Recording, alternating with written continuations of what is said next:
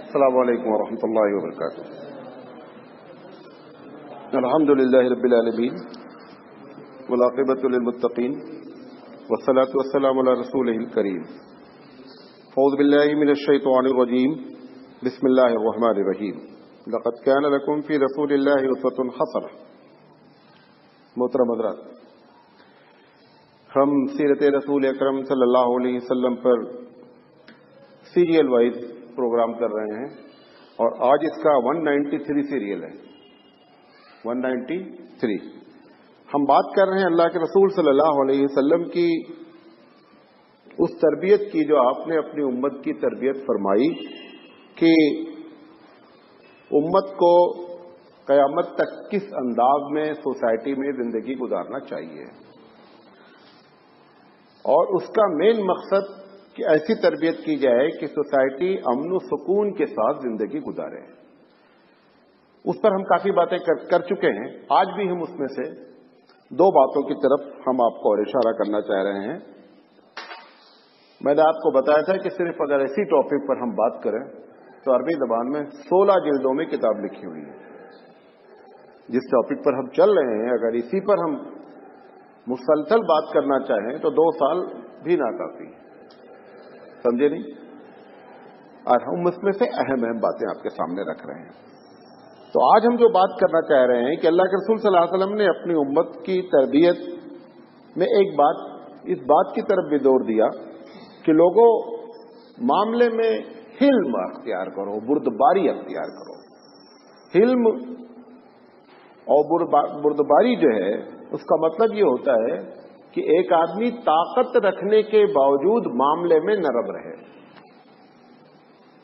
طاقت رکھنے کے باوجود معاملے میں کیا رہے؟ نرمی اختیار کرے. اسی کا نام حلم ہے. یہ بھی اللہ کی صفت ہے. پروردگار عالم کی یہ صفت سب سے زیادہ، غور سے سنیے گا اس بات کو، اور یہ جو بات کہنے جا رہا ہوں یہ آپ کے کئی سوالوں کا جواب ہے.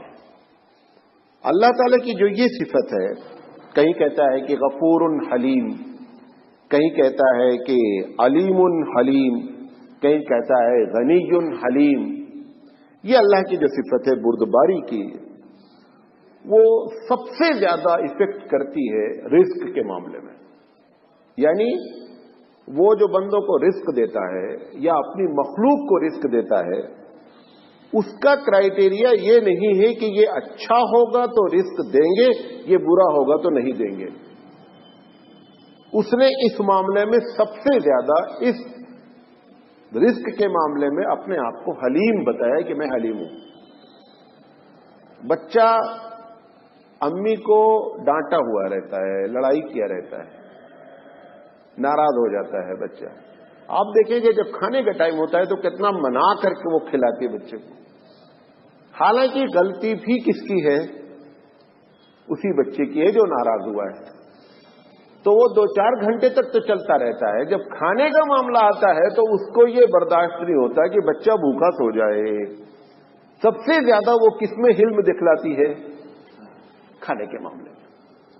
ابراہیم علیہ الصلوۃ والسلام کے بارے میں اللہ نے کہا ہے کہ ان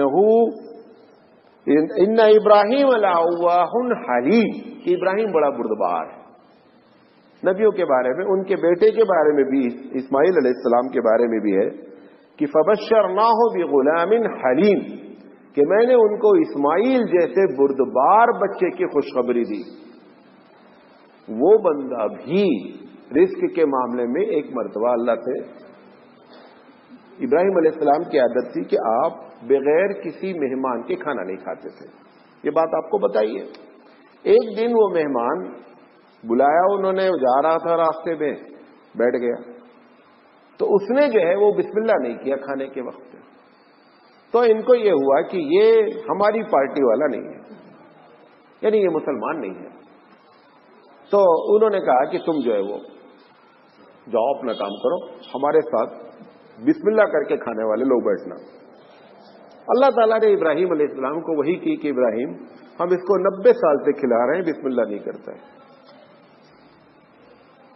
ہم اس کو 90 سال سے دے رہے ہیں اور یہ ڈیلی میرا انکار کر کے صبح کرتا ہے، اس کے باوجود ہم 90 سال سے اس کو کیا دے رہے ہیں، رزق دے رہے ہیں، تم ایک وقت نہیں دے پائے جبکہ تم خود حلیم ہو۔ تو کیا بتانا چاہ رہا ہوں میں، یہ اس بات کی جو آپ کو ٹینشن ہوتا ہے کہ ایک آدمی اللہ کا انکار کرتا ہے، نافرمانی کرتا ہے، اللہ کو مانتا نہیں ہے، 50 اللہ کو مانتا ہے، اس کے باوجود وہ آپ دیکھیں کہ ترقی کرتا چلا جا رہا ہے، پیسہ آ رہا ہے، خوب اللہ کھا رہا ہے۔ یہ آپ کو بتانا چاہتے ہیں کہ اس معاملے میں اللہ تعالیٰ کی علم والی صفت سب سے زیادہ لاگو ہوتی ہے، سمجھ میں؟ اچھا، اب میں اپنی بات کو قرآن مجید سے اس کو دلیل دے رہا ہوں۔ اللہ تعالیٰ قرآن پاک میں ارشاد فرماتا ہے کہ ان اللہ لطیف بعبادہ یرزق من یشاء، اللہ تعالیٰ بڑا ہی نرم دل ہے، نرم ہے، وہ بندوں کو رزق دیتا ہے۔ نرم کہنے کے بعد رزق کی بات کر دیا اس نے کہ اس معاملے میں میرا کرائیٹیریا یہ نہیں کہ یہ میری فرما برداری کرتا ہے لہذا اس کو خوب دیا جائے اور یہ ایک وقت کی نماز نہیں پڑھتا اس کو نہیں دیا جائے، یہ کرائیٹیریا رزق میں نہیں ہے، ٹھیک ہے؟ یہ ممکن ہے کہ ایک آدمی اللہ والا ہے، اللہ تعالیٰ اس کی وجہ سے اس کو زیادہ رزق دے دے، لیکن یہ وجہ کبھی نہیں ہوگی کہ ایک آدمی نافرمان ہے لہذا وہ اس کا رزق کاٹ دیا جائے نافرمانی کی بنیاد پر۔ حالانکہ یہ انسانی مزاج ہے، آپ کس کے ساتھ احسان کرتے ہیں؟ جو آپ کے ساتھ اچھا ہوتا ہے۔ اگر ہم کو یہ معلوم ہو جائے کہ یہ بندہ ہمارے ساتھ اچھا نہیں ہے تو ہم اس کے ساتھ معاملہ کیسا کرنے لگتے ہیں، ہمارا ٹریٹمنٹ الگ ہو جاتا ہے۔ حضرت ابوبکر صدیق رضی اللہ تعالیٰ عنہ صدیق ہیں، اور آپ کو کئی مرتبہ بتا چکا ہوں کہ صدیق ایک اللہ کی جانب سے ٹائٹل ہے، جو نبی کے بعد کیا ہوتا ہے اس کا سیکنڈ درجہ ہوتا ہے۔ جب ان کی لڑکی پر الزام لگا حضرت عائشہ صدیقہ رضی اللہ تعالی عنہا پر، تو مستح جو بدری صحابی ہیں وہ بھی اس الزام لگانے میں انوالو تھے، اور وہ اس مستح کو اسکالرشپ دیتے تھے ہر مہینہ کیونکہ وہ غریب تھے۔ جب ان کو معلوم ہوا کہ ہماری بیٹی پر جب الزام لگا یہ بندہ بھی شامل ہے تو انہوں نے اپنے طور پہ کہا کہ میں اب اس کی اسکالرشپ بند کر دوں گا، میں اس کے ساتھ اتنا احسان کر رہا ہوں، یہ اس کو بھی نہیں سوچا ہماری بچی پر الزام لگانے میں اتنا بڑا الزام لگا دیا اس نے۔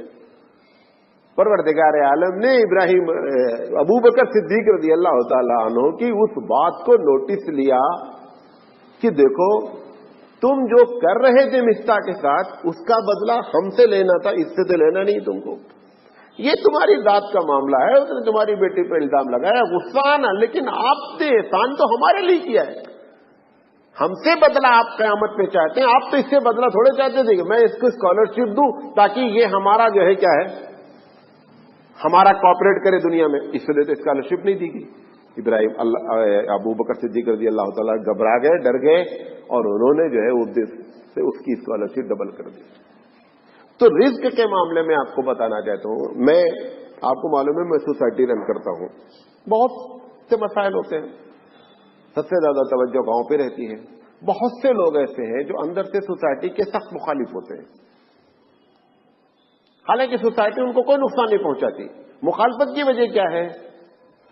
ہم نے ایک آدمی کو سمجھا کہ یہ زیادہ مستحق ہے، ہم نے مدد کی، اب دوسرا آدمی آ کر کے بولا کہ صاحب مجھے بھی مدد کرو، میں نے دیکھا کہ نہیں، یہ اس کی مدد سے حسد کی بنیاد پر مدد چاہ رہا ہے۔ اب میں نے کہا کہ صاحب میں آپ کو نہیں کر سکتا، اب وہ یقینی بات ہے کہ ہمارے فیور میں تو نہیں رہے گا، مخالف ہوتا ہے۔ پھر کبھی ایسا ہوتا ہے کہ اس کو ضرورت پڑ جاتی ہے، اب اس وقت میں نے نوٹس کیا کہ حقیقت میں یہ ضرورت مند ہے۔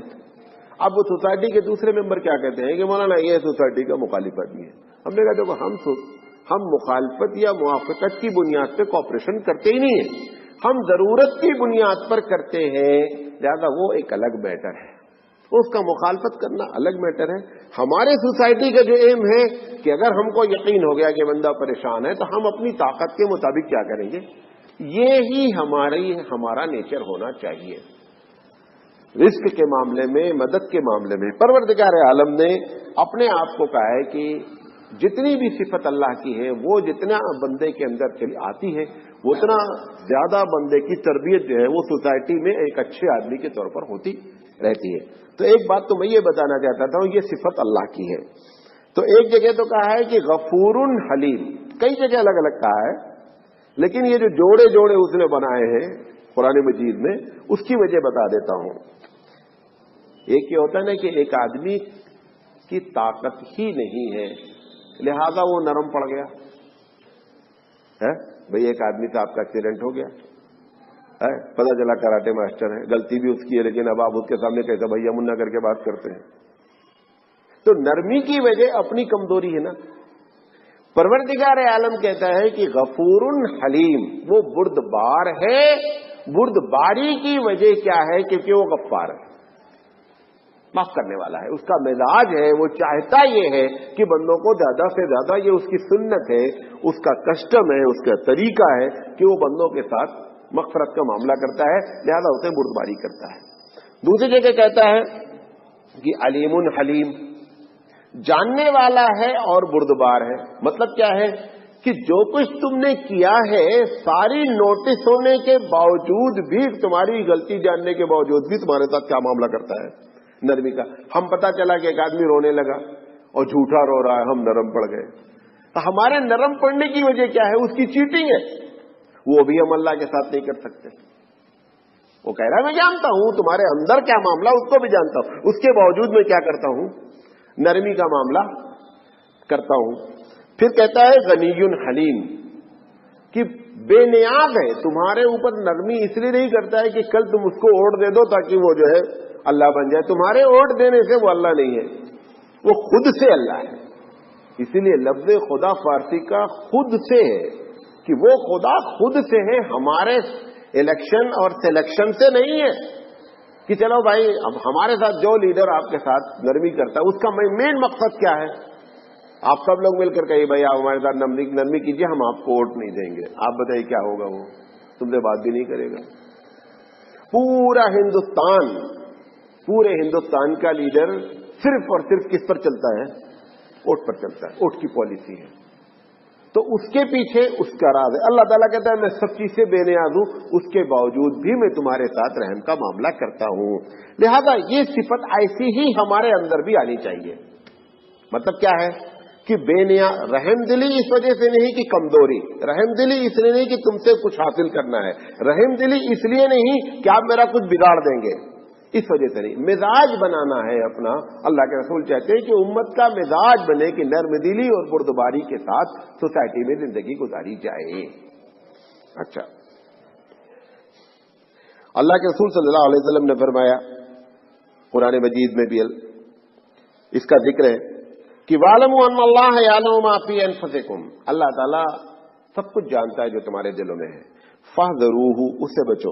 यअलमु इन्नल्लाह गफूरुन हलीम, जान लो कि अल्लाह बड़ा गफूरुर रहीम है और बड़ा हलीम है। अब यहां पर पहले उसने क्या बताया कि मैं सब कुछ जानता हूं, उसके बावजूद गफ्फारी मेरी सिफत है, लिहाजा मैं क्या करता हूं? तुम्हारे साथ मग़फ़िरत का मामला करता हूं। अपने कोई चीज अल्लाह पर थोपी नहीं जा सकती, आपको मालूम है? वो अगर हमारा कान पकड़कर जहन्नम में डाल दे तो कोई ये नहीं कह सकता कि अल्लाह आपने जहन्नम में क्यों डाला। हम गुलाम हैं और गुलाम का कोई राइट नहीं होता, मालिक नहीं होता गुलाम किसी चीज का। नौकरी अलग चीज होती है, गुलामी अलग चीज होती है। कुरान मजीद में उसने कहा है कि वमा खलक़तुल जिन्न वल इंसा इल्ला लियअबुदून, हमने इंसान और जिन को सिर्फ इबादत के लिए पैदा किया। उसी कुरान में लिखा है कि सूरज, चांद, पहाड़, दरख्त, परिंदे, चरिंदे सब अल्लाह की इबादत करते, लेकिन किसी की इबादत को उसने काउंट नहीं किया है। काउंट किया है किसकी इबादत को? हमारी इबादत को कहा है और जिनकी इबादत को। वजह क्या है? ये जितनी भी मखलूक है ये सब नौकरी कर रही है। सूरज का एक ही काम है, क्या? दुनिया को उजाला पहुंचाना, एक टाइम पर निकलना, एक टाइम पे डूब जाना। उसको अलावा आप उससे बोलो कि बारिश बरसा दो, नहीं था। हमारी नौकरी इतनी ही नौकरी है। अब एक ऐसा इमाम है, इमाम की नौकरी नमाज पढ़ाना। आप मुतवल्ली साहब पे मेरी गाड़ी दो, बोलेगा हम नहीं देंगे तुम्हारी गाड़ी, क्योंकि मेरी नौकरी किस चीज की है? इमामत की है। आपने एक ड्राइवर रखा है, उससे आप बोले मेरा कपड़ा धुलो, वो बोलेगा साहब मेरा काम ड्राइविंग करना है। ये सब नौकरी है, लेकिन हम अल्लाह के गुलाम हैं। और गुलाम, हमारे यहां फतवा है कि गुलाम मालिक नहीं होता, یہی وجہ ہے کہ آپ اپنی جان کے بھی مالک نہیں ہیں، اپنے جسم کے پارٹ کے بھی مالک نہیں ہیں. کسی آدمی کو جو خودکشی سوسائڈ نہیں الاؤڈ ہے، اس کی وجہ یہ ہے کہ آپ اس چیز کو ختم کریں جس کے خود مالک ہو. آپ اونر ہی نہیں ہیں، آپ تو غلام ہیں. اب اس لیے وہ کیا ہے، غلامی کرنے کا مطلب کیا ہوتا ہے؟ جو غلام ہوتا ہے، اب تو خیر غلامی کا دور نہیں ہے. غلام بولتا بھائی، آقا بولا کہ صاحب میرا کپڑا پریس کرو، اس نے کپڑا پریس کر دیا. 5 منٹ کے بعد بولتا کہ ٹوائلٹ جا کے صاف کرو، ٹوائلٹ صاف کرے گا. 2 منٹ بعد بولتا بھائی ہمارے پیر دباؤ، پیر دبائے گا. 5 منٹ بعد بولتا کھانا پکاؤ، کھانا. کیوں؟ وہ غلام ہے. وہ یہ نہیں کہہ سکتا میں کپڑا دھلنے کے لیے غلام ہوں. نہیں. تو ہم نے غلامی اختیار کی ہے پروردگار عالم کی، لہذا ہمارے ساتھ جو معاملہ ہے وہ ویسا ہی ہونا ہے جو اللہ بولتا ہے. اس آیت میں پروردگار عالم کہتا ہے کہ میں غفور ہوں، میں حلیم ہوں، جبکہ تمہارے دلوں کو بھیدے کو جانتا ہوں. میں چاہوں تو کان پکڑ کے، کیونکہ تم میرے غلام ہو. لیکن میں نے اپنے اوپر خود لازم کر لیا ہے کہ میں اپنے بندوں کے ساتھ کیا معاملہ کروں گا. رحمت کا معاملہ کروں گا، غفاری کا معاملہ کروں گا، معاف کرنے کا معاملہ کروں گا، بردباری کا معاملہ کروں گا. کیوں؟ تاکہ یہ بندے جنت پہ چلے جائیں. یہ سب جنت میں جانے کے الگ الگ جو ہیں وہ گٹس ہیں کہ کسی طرح بندہ اپنے آپ کو کیا کر لے، آپ سے بچا کر کے جنت میں داخل ہو جائے. اچھا، حقیقت میں بردباری کا نام یہ ہے کہ آدمی غصے کی حالت میں صبر کرے. سب سے زیادہ ہم، حالانکہ جب غصہ ہوتا ہے تو ہم جو ہے وہ جو بردباری ہوتی ہے، جو صبر ہوتا ہے، وہ ہم لوز کر جاتے ہیں. ہو سکتا ہے 10 منٹ کے بعد جب غصہ ٹھنڈا ہو تو ہم کو یہ معلوم ہو کہ جو کچھ میں نے کیا یہ کیا کیا ہے، غلط کیا ہے. لیکن وہ تو سبھی لوگوں کو ہو جاتا ہے 10 منٹ کے بعد، اگر سب ریکگنائز کر لیتے ہیں کہ مجھ سے غلطی ہوئی ہے. لیکن حقیقت میں بردباری نام کس کا ہے کہ غصہ آیا ہے اور کیا ہے، ٹھنڈے ہیں. سب سے بڑی بات ہوتی ہے کہ غصہ آنے کے بعد بندہ کیا رہے، ٹھنڈا رہے. اللہ کا رسول فرمایا ہے کہ جو غصہ جلدی آئے جلدی جائے، یہ ایک کیٹیگری ہے. دیر میں آئے دیر میں جائے، یہ دوسری کیٹیگری ہے. جلدی آئے دیر میں جائے، یہ سب سے برا ہے. غصہ آتا جلدی ہے، جاتا دیر میں ہے. بعض لوگ دیکھیں کوئی آفیسر ہو جاتے ہیں یا کچھ، دل میں رکھے ہوئے 2-2 4 سال 5-5 سال کے بعد اپنے نیچے والے سے بدلہ لے لیں گے اٹھا کر کے. وہ غصہ وہاں جا کر کے نکال دیتے ہیں. تو اور سب سے اچھا کیا ہے، دیر میں آنا جلدی جانا. دیر میں آنا اور جلدی، تو یہ 4 طریقے ہوتے ہیں غصے کے. اللہ کے رسول میں کہ سب سے اچھا غصہ اس بندے کا ہے کہ آتا دیر میں ہے اور جاتا بہت جلدی ہے. بہرحال یہ ہم کو آج آپ کو بات بتانا تھا بردباری کے بارے میں. دوسری چیز جو بتانا چاہ رہے ہیں کہ وہ یہ ہے نرمی، جس کو لطیف کہتے ہیں، لطف کہتے ہیں، نرمی کہتے ہیں. ان اللہ لطیف بعبادہ، اللہ تعالیٰ بڑا نرم دل ہے.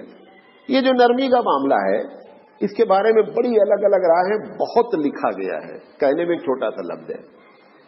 اللہ کے رسول صلی اللہ علیہ وسلم نے ایک مرتبہ فرمایا کہ لوگوں، دین میں آسانی کرو، دین میں آسانی کرو. ہم مولویوں کو کیا عادت ہے، کیونکہ ہم ہی تو اس کے پولیس ڈپارٹمنٹ ہے، پولیس ڈپارٹمنٹ ڈنڈا جلدی چلاتا.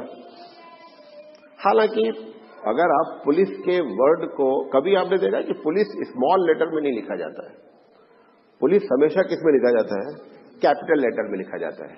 اگر آپ اس کے ایک ایک ورڈ کو جا کر کے دیکھیں کہ یہ پولیس کا جو کیوں نکالا گیا ہے، یہ اس کو لفظ پولیس کیوں رکھا گیا ہے، تو اس کے اتنے اچھے معنی ہیں جس کا آپ تصور نہیں کر سکتے.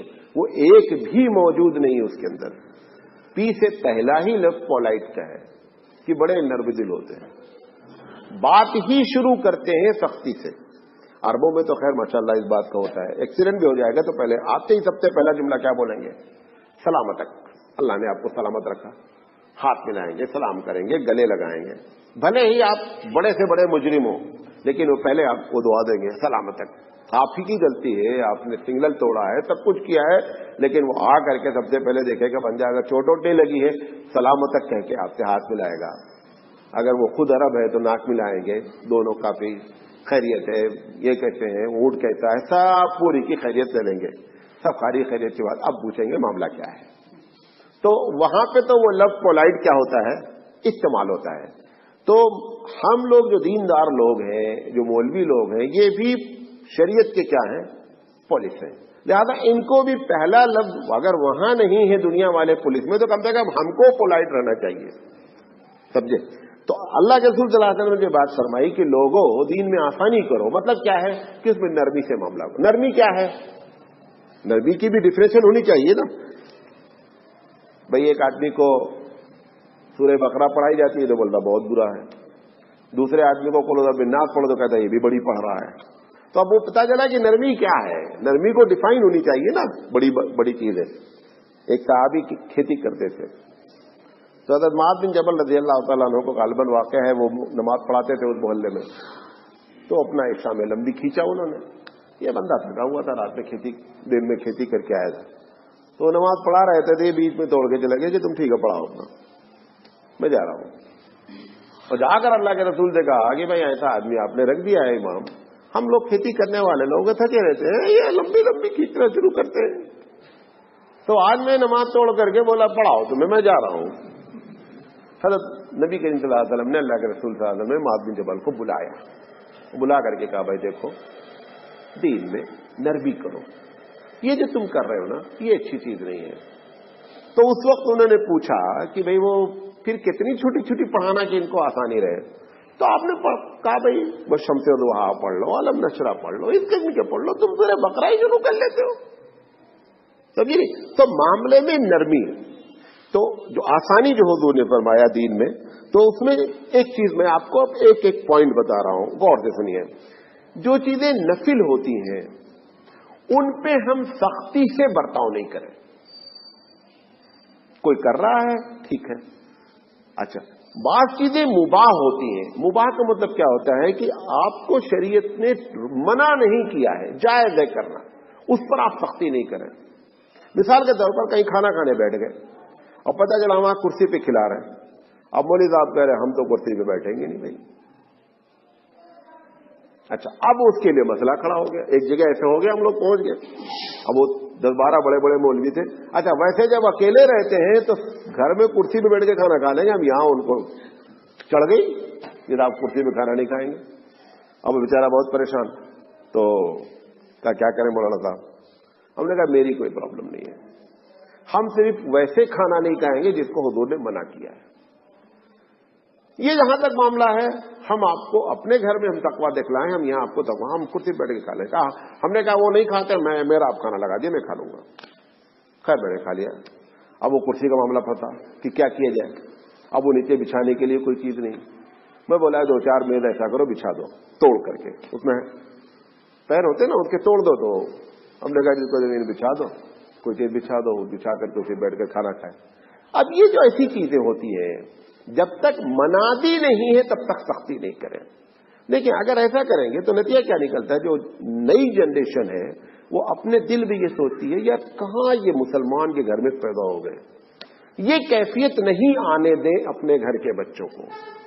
اسلام کو اتنا ٹائٹ نہیں کریں کہ وہ مجبور ہو کر کے ٹھیک ہے اماں ابا بہت پکے مسلمان ہیں لہذا وہ آپ سے نہیں بول رہا ہے، لیکن اگر اندر بھی اس نے سوچ لیا تو اب وہ بیکار قسم کا سوسائٹی کا آدمی ہو جائے گا. لہذا ایسا نہیں معاملہ کرے سختی کا کہ وہ بچہ یہ سوچے کہ میں کہاں مسلمان گھر میں پیدا ہو گیا. چھوڑے کتنا، جتنا کہ منع نہیں ہے شریعت میں وہاں تک آپ اس کو ڈھیل دیتے رہیں. جہاں پہ شریعت نے منع کر رکھا ہے وہاں پر سختی سے عمل چلو. خود شریعت نے اتنی لبرل ہے اسلامی شریعت کہ اس نے خود اتنا ڈھیل دے رکھی ہے کہ زندگی آسانی سے گزاری جائے. تو اس میں ایک چیز کیا ہے کہ جو چیز نفل ہے یا جو چیز مباح ہے اس میں سختی نہیں کرے. یہ اللہ کے رسول صلی اللہ علیہ وسلم کے کہنے کا مقصد ہے.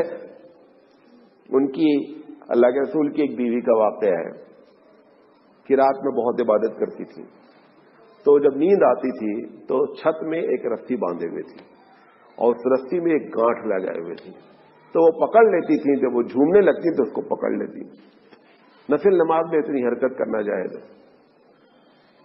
اللہ کے رسول صلی اللہ علیہ وسلم نے ایک دن نوٹس دیا یہ کیا لٹک رہا بھائی؟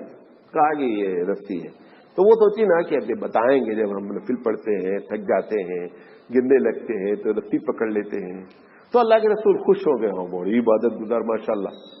تو اللہ کے رسول صلی اللہ علیہ وسلم نے جب پوری بات سنی، انہوں نے کہا کہ جب تم کو نیند آئے تو سونا سب سے افضل ہے، کیونکہ پھر آپ نے اس کی وجہ بھی نہیں پتا چلا تم کو نیند آ رہی ہے اور تم کچھ کا کچھ زبان سے کہہ رہے ہو، عبادت ہو نہیں رہی ہے، سونے میں کچھ کا کچھ جملہ نکل رہا. ایک ہمارا دوست تھا ٹیچر، بہت سوتا تھا ماشاءاللہ، جیسے ہمارے مولوی غلام صاحب سوتے ہیں، بہت سوتا تھا. تو جب وہ چیک کرتا تھا بچوں کی نوٹ بک تو سوتے سوتے اب وہ اس کی عادت پڑ گئی تھی، ایسے پلٹتا رہتا کرتا رہا. کئی سادے پیج پہ اسے چیک کر ڈالے، سوتے سوتے میں سادے پیج پر بھی سینے سے مار رہا ہے اور لال رنگ لگا رہا ہے. تو وہ اتفاق سے میں گزر رہا تھا تو میں نے دیکھا کہ یہ سو رہا ہے اور چیکنگ کر رہا ہے، کیا کر رہا ہے. میں جا کر کے ہاں کیا ہے، میں نے یار کیا کر رہے ہو، کہہ جائیں. ہم نے کہا سب تو تم نے سادے پہ چیکنگ کر رکھی. تو اب اس وقت خیر وہ تو غلط ٹائم، ابھی نہیں کہیں گے اچھا تم کلاس چھوڑو سو جاؤ، وہ تو سستی کی وجہ سے.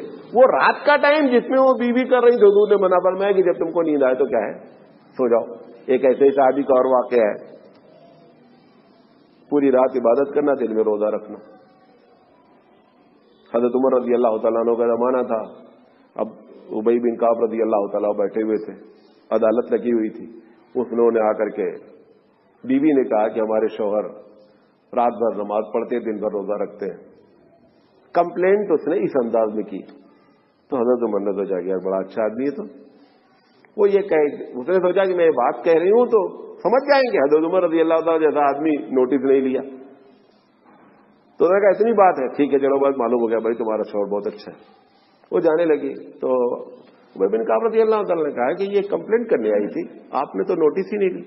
کہا کیا کمپلینٹ ہو؟ تو کہہ رہی رات بھر عبادت کرتا ہے، دن میں روزہ رکھتا ہے. تو ابی بن کعب کی رات پوری عبادت کے لیے نہیں ہوتی، دوسرے کام بھی ہوتے ہیں. کہا کہ تم کیا سمجھے؟ کہا وہ کمپلینٹ کرنے آئی تھی کہ میرا شوہر میرا حق ادا نہیں کرتا. کہا تم نے بات سمجھا؟ کہا بلا اس کو. وہ عورت کو بلایا گیا. کہا بھائی تم جو بات کرنے آئی تھی وہ تعریف کرنے آئی تھی یا شکایت کرنے؟ انہوں نے کہا نہیں میں شکایت کرنے آئی تھی، لیکن آپ سمجھے نہیں. تو انہوں نے کہا ٹھیک ہے ہم مسئلے کی تحقیق کریں گے. پھر دوسرے دن عدالت میں حضرت کو بلایا گیا. وہ جو بہت زیادہ نماز پڑھ رہے تھے ان کو بلایا، پوچھا گیا کہ بھائی ایسی بات ہے؟ کہا ہاں میں تو رات بھر عبادت کرتا ہوں، دن بھر روزہ رکھتا ہوں. تو عبداللہ بن ابی انہوں نے کہا کہ آپ ہی ججمنٹ بھی دیجیے، جب بات آپ سمجھے تو میں فتویٰ بھی آپ ہی دیجیے کہ اب اس کا مسئلے کا حل کیا ہے. انہوں نے کہا کہ یہ جو آپ کی حرکت ہے یہ صحیح نہیں ہے، یہ دین میں اتنی سختی نہیں ہے، دین میں نرمی کی بات ہے. تم روزہ رکھو، رات میں عبادت کرو، لیکن تم 3 دن عبادت نہیں کرنے کا ہے، یعنی 3 دن عبادت کرنے کا، چوتھے دن عبادت نہیں کرنا. یہ ججمنٹ تمہارے بارے میں ہے. بہت تم کو عبادت کا شوق ہے رات بھر کرنے کا، تو ایک دن آپ کو ہر حال میں 4 دن میں کیا کرنا ہے؟ چھوڑنا ہے. یہ تمہارے بارے میں فیصلہ ہے. خیر چلے گئے. حضرت عمر رضی اللہ عنہ پوچھے یہ 3 اور 1 کا چکر آپ نے کیا چلایا؟ صحابی سے پوچھتے ہیں کہ یہ جو آپ نے ججمنٹ دیا اس کی بیس کیا ہے؟ تو انہوں نے کہا کہ اگر اس کی 4 بیوی ہوتی تو اس کا نمبر کب آتا؟ چوتھے دن.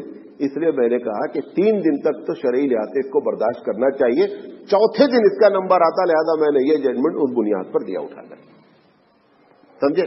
تو میں یہ کہنا چاہ رہا ہوں اللہ کے رسول نے جو بات فرمائی کہ لوگوں دین میں نرمی کرو، تو نرمی کا مطلب یہی ہے کہ جو نوافل چیزیں ہیں، جو مباح چیزیں ہیں اس میں سختی نہ کریں.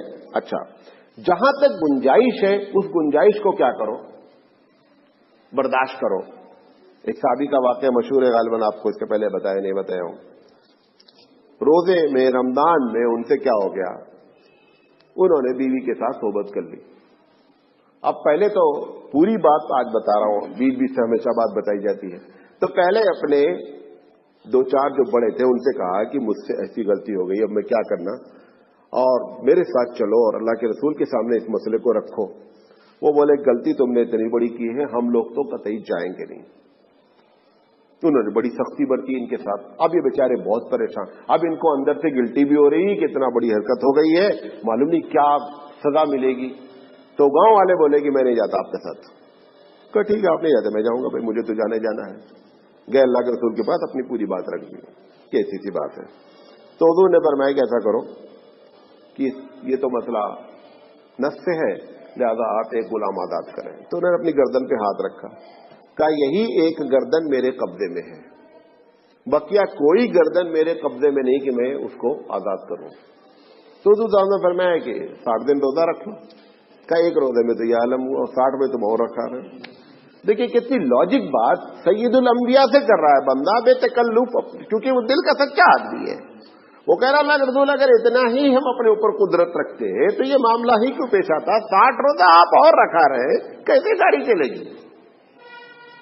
تو حضور صلی اللہ علیہ وسلم نے کہا اچھا ایسا کرو کہ 60 مسکین کو کھانا کھلا دو اور فلاں جگہ چلے جاؤ، وہ ایک زکوٰۃ وصول کرتے ہیں اور ان سے پیسے لے لو اور جا کر کے. کہا ٹھیک ہے. ان کے پاس گئے، جا کر وہ لے کر کے آ گئے. تو پوچھے کہ کس کو کھلانے کا؟ اس کو.